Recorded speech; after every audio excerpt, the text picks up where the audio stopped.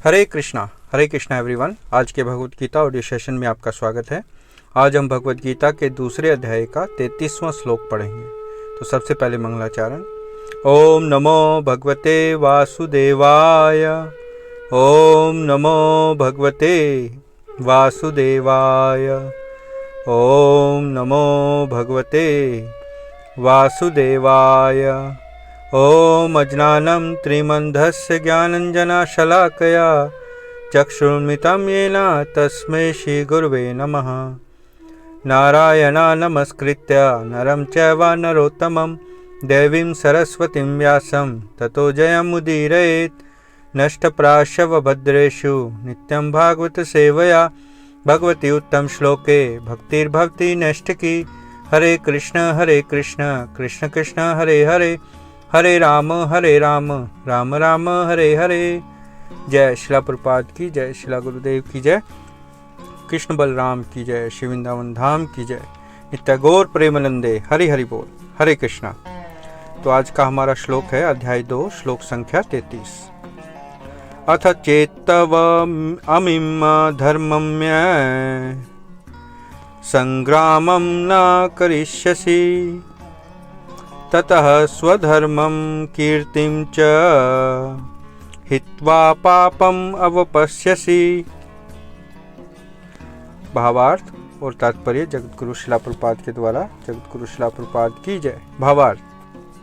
किंतु यदि तुम युद्ध करने के स्वधर्म को संपन्न नहीं करते तो तुम्हें निश्चित रूप से अपने कर्तव्य की अपेक्षा करने का पाप लगेगा और तुम योद्धा के रूप में भी अपना यश खो देगे। तो यहाँ भगवान अर्जुन को बता रहे हैं कि अगर वो अपने स्वधर्म को नहीं निभाता तो उसको इस जीवन में भी अपयश मिलेगा और इस जीवन के बाद भी नरक जाना पड़ेगा। तो यहाँ हम ये जान सकते हैं कि स्वधर्म की कितनी महत्ता है। हमें अपना स्वधर्म किसी भी हालत में नहीं छोड़ना चाहिए, जिसके बहुत दूरगामी परिणाम होते हैं। तो तात्पर्य पढ़ते हैं। तात्पर्य। अर्जुन विख्यात योद्धा था जिसने शिव आदि अनेक देवताओं से युद्ध करके यश अर्जित किया था।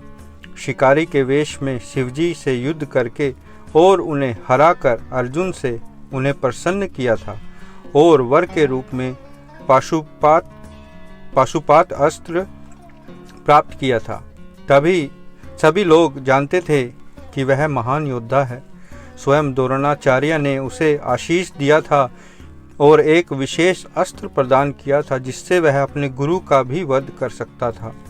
इस प्रकार वह अपने धर्म पिता एवं स्वर्ग के राजा इंद्र समेत अनेक अधिकारियों से अनेक युद्धों के प्रमाण पत्र प्राप्त कर चुका था। किंतु यदि वह इस समय युद्ध का परित्याग करता है तो वह न केवल क्षत्रिय धर्म की उपेक्षा का दोषी होगा अपितु उसके यश की भी हानि होगी और वह नरक जाने के लिए अपने मार्ग को तैयार कर लेगा। दूसरे शब्दों में वह युद्ध करने से नहीं अपितु युद्ध से पलायन करने के लिए कारण नरक का भोगी होगा।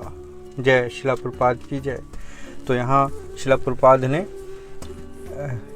बहुत ही छोटे तात्पर्य में इस विषय को बिल्कुल ही क्लियर कर दिया है, स्पष्ट कर दिया है कि अगर हम स्वधर्म को छोड़ेंगे तो हमें निश्चित ही अधोगति प्राप्त होगी। तो जैसे हम देखते हैं लोग अपने कर्तव्यों का पालन न करके कई बार ये सोचते हैं कि हमें घर बार छोड़ देना चाहिए और भक्ति के लिए कहीं और चले जाएं, जंगल में चले जाएं या कहीं चले जाएं तो हम ज़्यादा भगवान की भक्ति कर पाएंगे।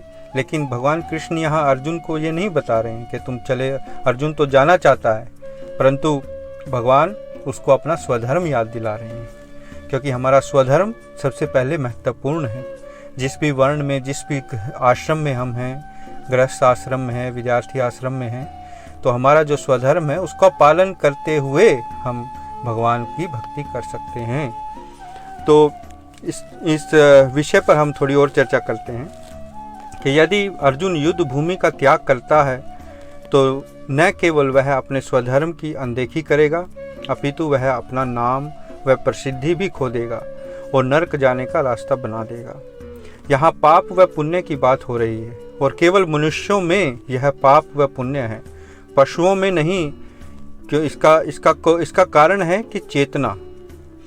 हमने देखा कि पशु, अलग अलग तरह के पशु योनि हैं, उनको कभी पाप नहीं लगता, चाहे वो मांस खा रहे हैं या किसी अन्य प्राणी का वध कर रहे हैं, क्योंकि वह उनकी निर्धारित नियति है। तो उन पशुओं में पाप और पुण्य का कोई सवाल नहीं है।